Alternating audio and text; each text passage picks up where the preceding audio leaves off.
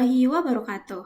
Halo, perkenalkan nama aku Putri Balkis Afradinata, biasa dipanggil Balkis, dengan NIM 241153009 dari Prodi Informatika Universitas Andalas.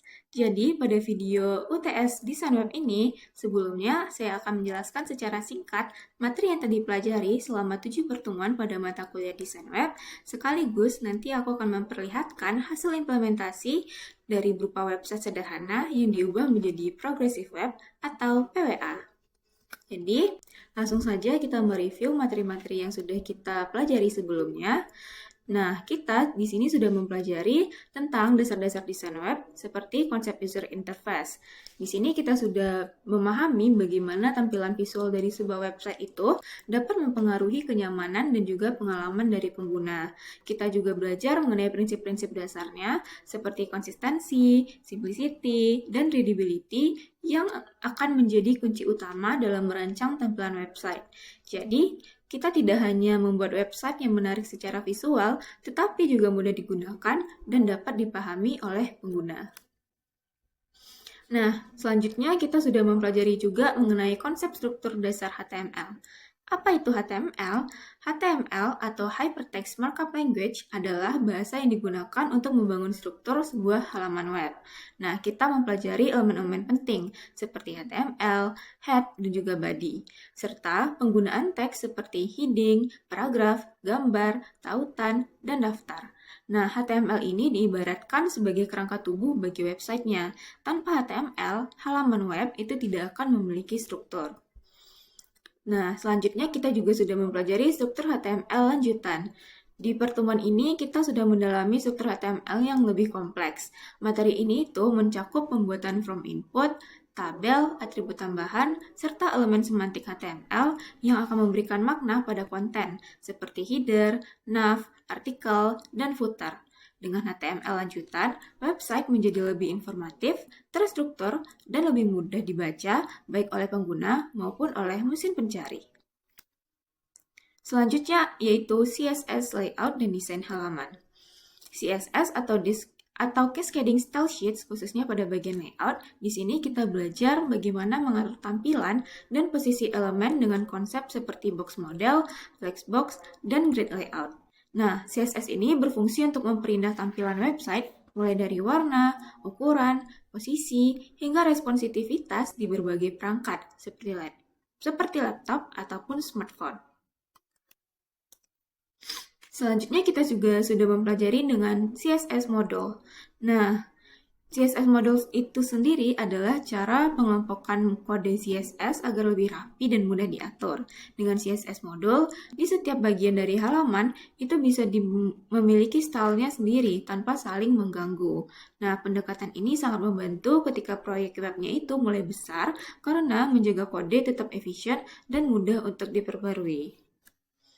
Nah, terakhir kita sudah mempelajari bagaimana apa itu PWA dan juga Service Worker. PWA itu sendiri adalah Progressive Web App. Nah, itu merupakan teknologi yang menggabungkan kelebihan website dan aplikasi mobile. Dengan PWA, itu pengguna bisa menambahkan website ke layar utama seperti aplikasi dan tetap bisa mengaksesnya walaupun sedang offline. Di sini, kita juga sudah belajar tentang Service Worker, yaitu script yang bekerja di background untuk menyimpan cache data, sehingga web tetap bisa digunakan tanpa koneksi internet. Nah, sebelum kita masuk ke tahap implementasi, aku mungkin akan review dulu mengenai apa itu PWA. Jadi di slide sebelumnya kita udah mengetahui bahwa PWA itu adalah teknologi yang menggabungkan kelebihan website dan aplikasi mobile. Artinya sebuah website itu bisa berperilaku seperti aplikasi, bisa diinstal di home screen, memiliki icon sendiri, dan berjalan dalam mode standalone. Nah, di PWA ini dia mempunyai beberapa komponen. Yang pertama dia ada manifest file. Dia akan menyimpan informasi seperti nama, icon, dan warna tema. Lalu yang kedua ada service worker, itu script yang berjalan di background dan mengatur proses caching. Lalu selanjutnya ada HTTPS, yaitu protokol aman yang wajib digunakan agar PWA kita itu bisa dijalankan dengan baik. Nah, langsung aja ke langkah pertamanya dalam membuat PWA, kita di sini akan membuat manifest filenya terlebih dahulu. Di sini kita membuat manifest.json. Jadi, File ini dia berfungsi untuk mendefinisikan identitas aplikasi yang kita buat, seperti nama, icon, warna tema, dan halaman awal saat dibuka.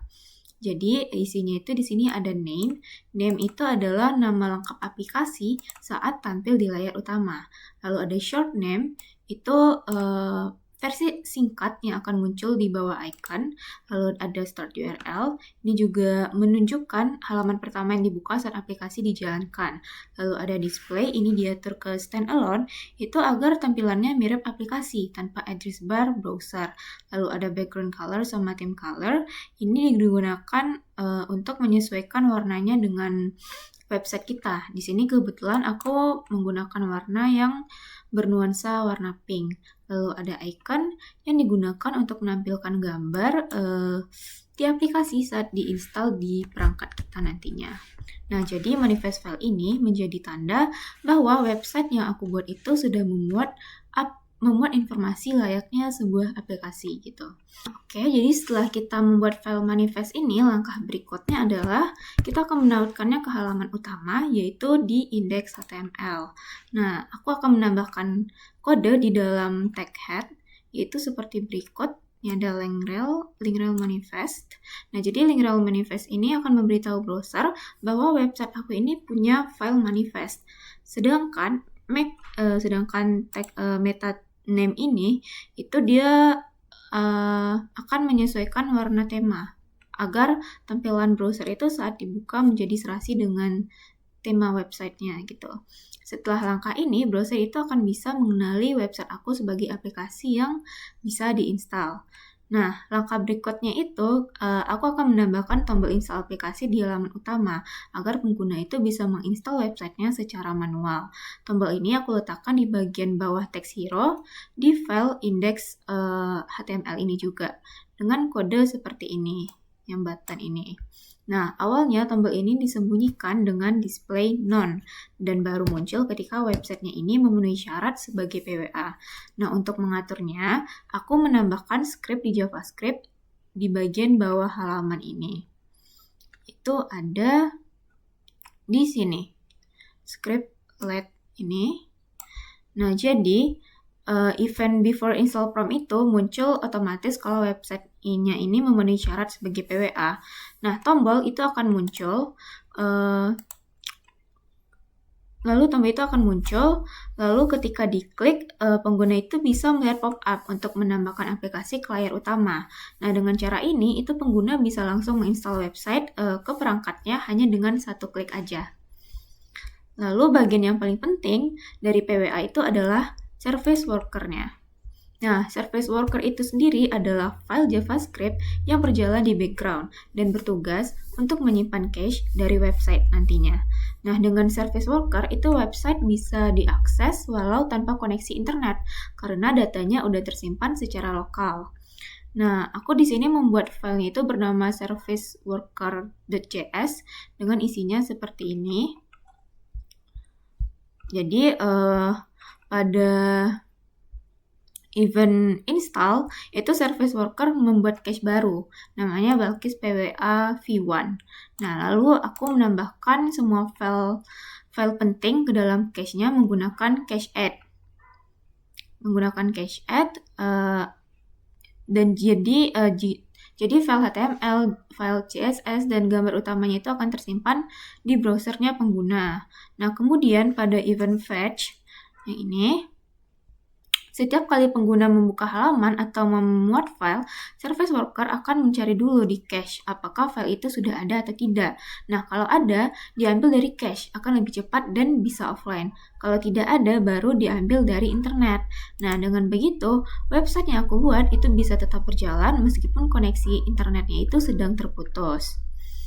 Nah, langkah terakhirnya adalah mendaftarkan service worker ini agar aktif di browser.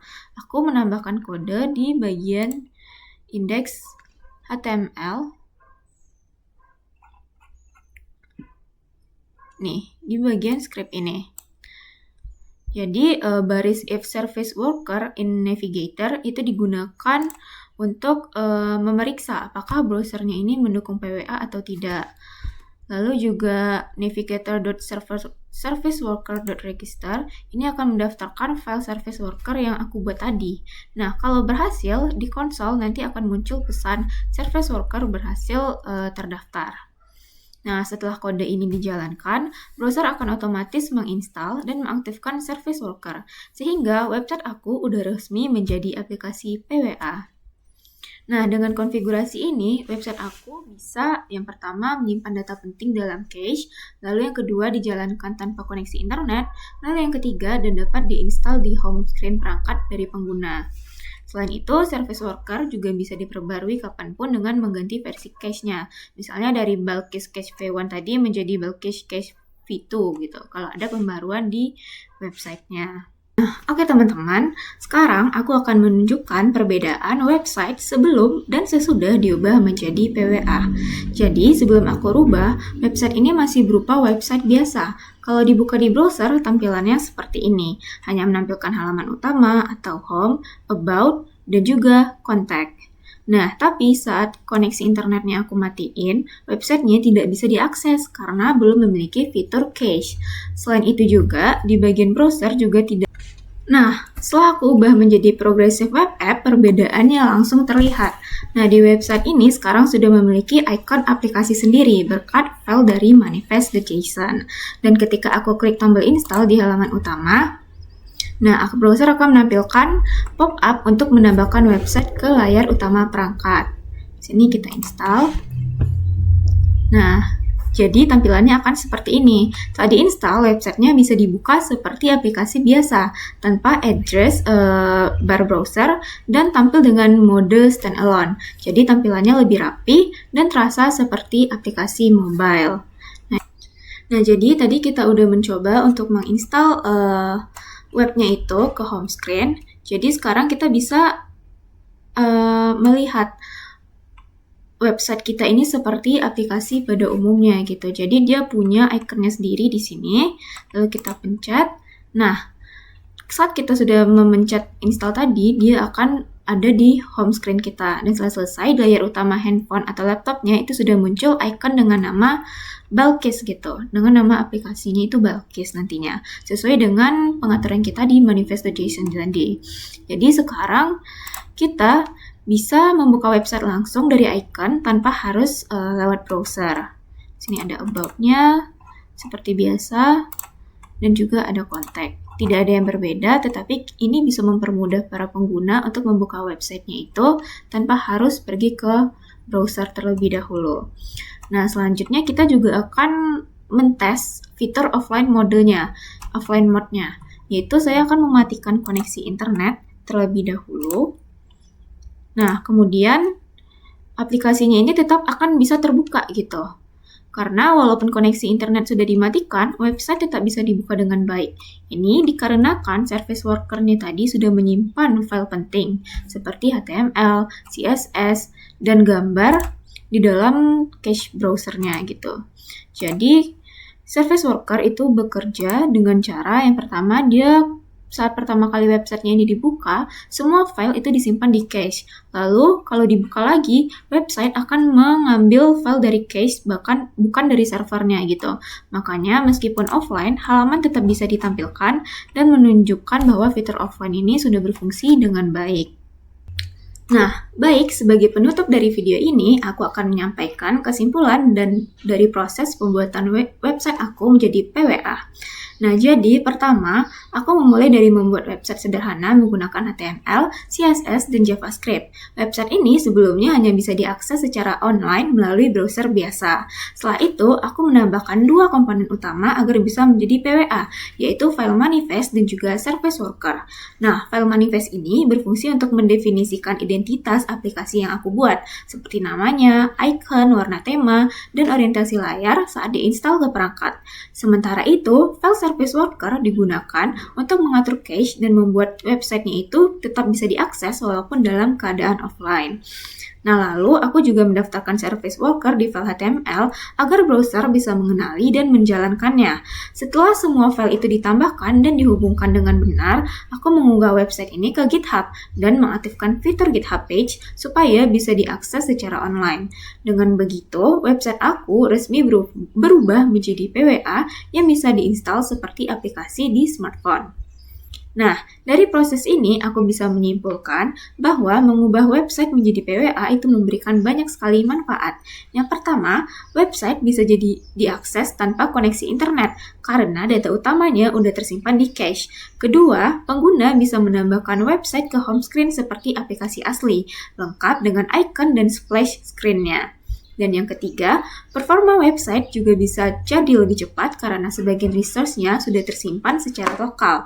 Dan yang terakhir, PWA itu bisa meningkatkan pengalaman pengguna secara keseluruhan karena terasa lebih ringan, cepat, dan juga responsif. Jadi, dengan penerapan konsep progressive web app ini, website sederhana yang aku buat bisa menjadi lebih interaktif dan efisien seperti aplikasi mobile pada umumnya.